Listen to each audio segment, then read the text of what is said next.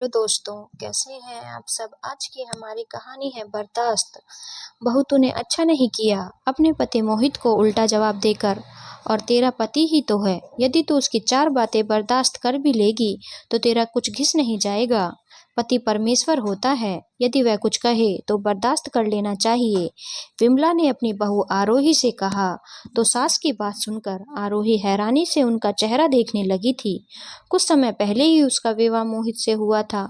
आरोही जहाँ बेहद शांत और मधुर स्वभाव की स्वामिनी थी, जो अपने पति को परमेश्वर के समान मानकर उसका बेहद सम्मान करती थी, वहीं मोहित इसके बिल्कुल विपरीत था। वह बेहद गुस्सेबाज और खुदगर्ज इंसान था, जो मतलब पड़ने पर आरोही से मीठी मीठी बातें करता, लेकिन मतलब निकल जाने पर उसका स्वभाव बेहद खौफनाक हो जाता था, जिससे आरोही को बेहद दुख होता था। एक दिन घर में कुछ मेहमान आए हुए थे।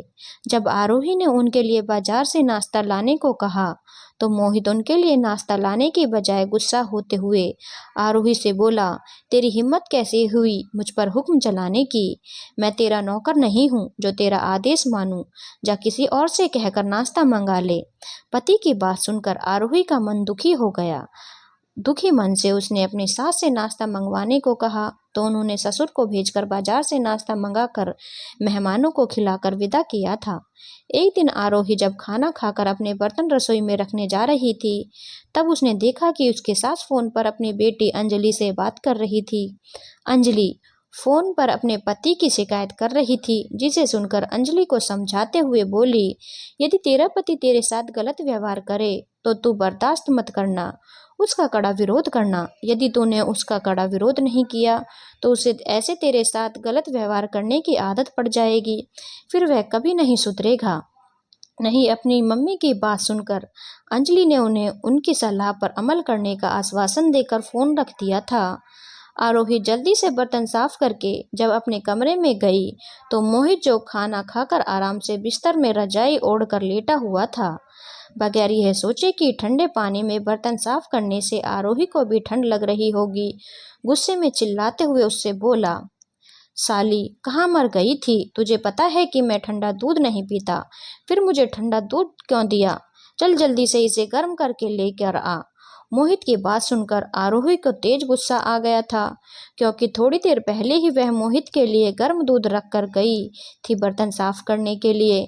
मगर मोहित फोन चलाने में इतना व्यस्त था कि उसे दूध पीने का होश ही नहीं रहा, और दूध रखा रखा ठंडा हो गया था। एक तो खुद की गलती और दूसरा उसके बोलने का लहजा, जिसे सुनकर आरोही को बहुत गुस्सा आ गया। वह गुस्से में मोहित से बोली, साली का पति भी साला ही होता है। यदि आपका दूध ठंडा हो गया है तो आप प्यार से भी तो कह सकते थे मुझे दूध गर्म करने के लिए, पर इस तरह बदतमीजी से बोलने की क्या जरूरत थी।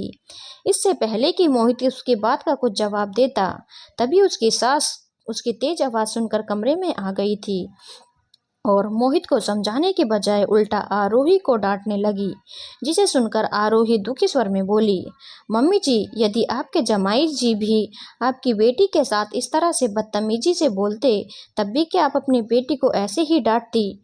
थोड़ी देर पहले ही तो आप दीदी को बड़ा समझा रही थी कि यदि तेरा पति तेरे साथ गलत व्यवहार करे तो बर्दाश्त मत करना, उसका कड़ा विरोध करना। जब मैंने कोई गलती नहीं की, फिर मैं क्यों बर्दाश्त करूं। मैं उनके लिए गर्म दूध रख कर गई थी रसोई में बर्तन साफ करने के लिए, लेकिन फोन के चक्कर में इन्होंने दूध पर ध्यान नहीं दिया, जिससे दूध ठंडा हो गया। इसमें मेरी क्या गलती है। क्या मैं किसी की बेटी नहीं। मैं भी आपकी दी हुई सलाह का अनुसरण कर रही हूँ, ताकि यह दोबारा मेरे साथ ऐसा व्यवहार ना कर सके। आरोही की बात सुनकर उसकी सास शर्मिंदा हो गई थी। वह मोहित को समझाते हुए बोली, आगे से बहू से ऐसा व्यवहार मत करना। चल अपनी गलती के लिए अभी माफी मांग। ठीक है, आगे से ऐसा नहीं करूंगा, अब मुझे माफ कर दो।